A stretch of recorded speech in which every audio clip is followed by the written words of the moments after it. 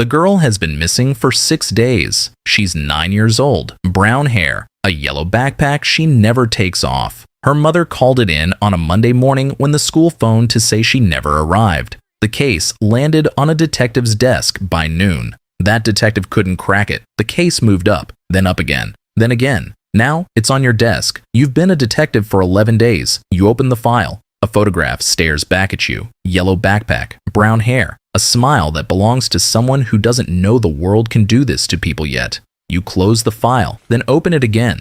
Let's go back to the beginning. Level 1, the recruit, you're 22. First day of academy. The instructor walks in and says, most of you will never solve the case that defines you. The ones who do, they never forget it. Nobody understands what that means yet. 12 weeks of physical training, law, procedure, firearms, and more paperwork than you ever imagined. Your first report comes back destroyed. Red corrections across every line, wrong format, missing timestamps, vague language. A report that can't stand in court is worthless. You rewrite it 4 times before it's accepted. You graduate, badge pinned to your chest. You feel ready. You are not ready. Those are 2 completely different things, and it takes the first year of patrol to understand the gap between them. 2 years walking a beat, domestics, thefts, accidents, 3 a.m. welfare checks. You learn to read a room before you finished walking through the door. Who's hiding something? Who's in shock? Who's performing? You learn that small lies point to larger truths. You develop patience that feels almost physical. You apply for detective. The panel asks why. Because I want to find answers, you say, not just respond to questions. 3 weeks later, you're in. You don't know yet that the first answer you find will cost you more than you're prepared to pay.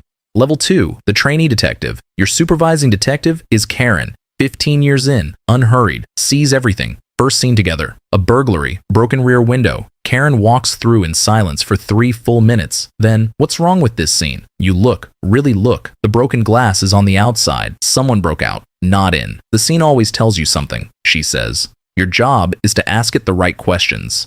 6 months in, Karen hands you a supplementary file. Old case, unsolved. A girl went missing 4 years ago, 7 years old.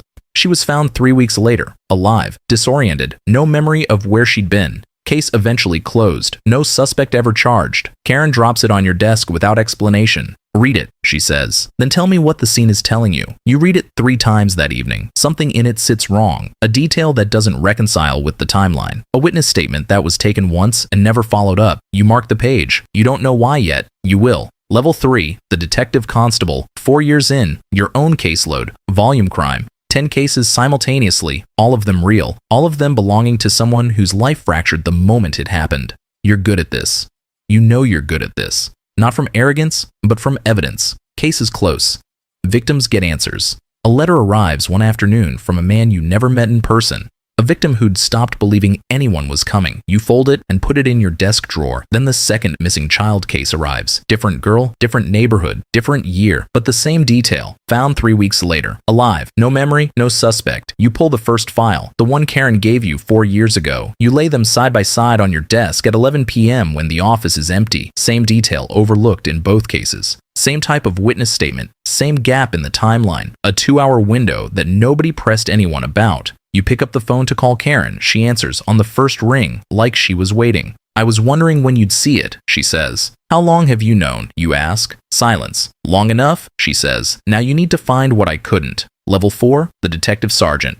8 years. You run a team now. 4 detectives, different strengths, your responsibility entirely. The missing girl case, the new one, the one on your desk now, the one that opened this story, is connected. You're certain. 2 prior cases, same pattern, same gap, no suspect ever identified. And now, a 3rd child. 6 days gone, yellow backpack. You brief your team at 6 a.m. You show them the pattern. 1 DC pushes back. Coincidence. Different areas, different years. You understand the instinct. Pattern recognition is only useful when the pattern is real. Find me something that breaks the pattern, you tell him. If you can, I'll close the file myself. 3 days later, he comes back. He can't break it. He found something worse. A 4th case. 5 years ago. Different city, same 3-week window, same outcome, 4 children, same signature. Nobody connected them until now. You feel the weight of that land in the room.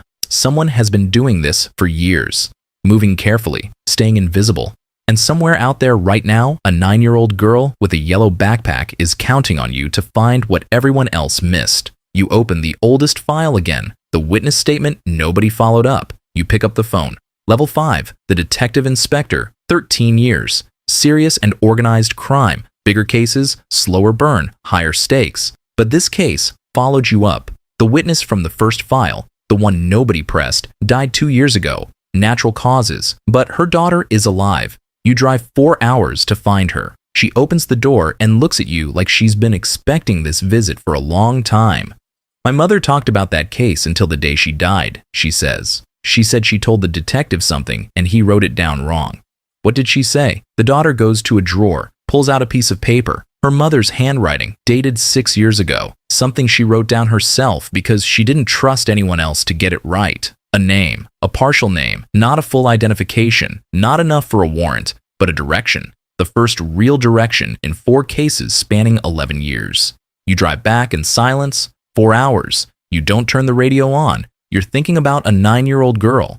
Day 13 now. The statistics at day 13 are not good. You drive faster. Level 6, the detective chief inspector, 18 years. You govern investigations now. Other people run the cases, except this one. This one, you never let go. The partial name from the daughter led somewhere, slowly, carefully, through financial records and employment histories and a thread of connections so thin it should have broken a dozen times. But it held. A man, lives quietly, works quietly, nothing obvious, nothing that would make anyone look twice, except you look twice. You've been looking twice at everything for 18 years. You sit with your DI and walk her through 11 years of documentation. 4 cases. The pattern, the name at the end of the thread. She's quiet for a long time. Is this enough? She asks. Not yet, you say. But it's close. How close? You think about Karen, about the file she dropped on your desk with no explanation, about long enough. One more piece, you say. We need one more piece. That night, someone reports a child acting strangely near a bus station 2 towns over. Brown hair, confused, no shoes, no yellow backpack. Level 7, the detective superintendent. 24 years, you run the department. 40 detectives, cases you'll never personally touch. The girl was found on day 19, alive, disoriented, no memory of where she'd been. Same pattern, 5th time, but this time you were ready, because while she was missing, your team had quietly, carefully, legally placed surveillance on the man at the end of the thread, and on day 16 of her disappearance, he made a mistake. Small, almost invisible, almost. Arrest, evidence, interview room. He sits across from you and says nothing for 40 minutes. You've been waiting for this moment for 11 years. You don't rush it. You lay everything down piece by piece, methodically, the way Karen taught you to walk through a scene. When you get to the 4th case, the one from the other city, the one nobody connected until your DC found it and something flickers across his face. He didn't know you had that one. That's when you know you have him. Level 8, the detective chief superintendent. 29 years. The trial lasted 3 weeks. The verdict took the jury 4 hours. You weren't in the courtroom for the verdict. You were at your desk, working. There are always more cases. Your phone rang. Your DI. 2 words. Guilty. All counts.